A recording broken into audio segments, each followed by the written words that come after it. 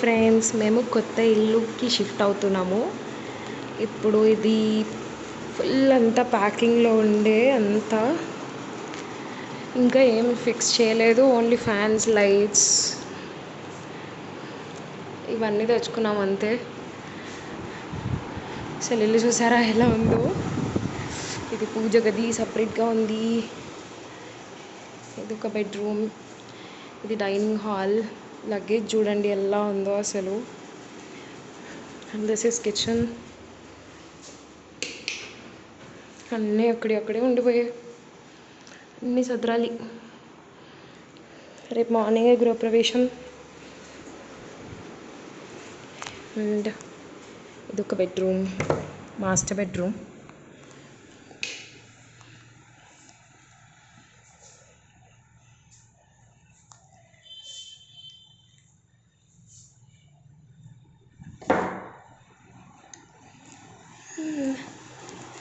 ఇలా జరుగుతుంది ప్రస్తుతానికి.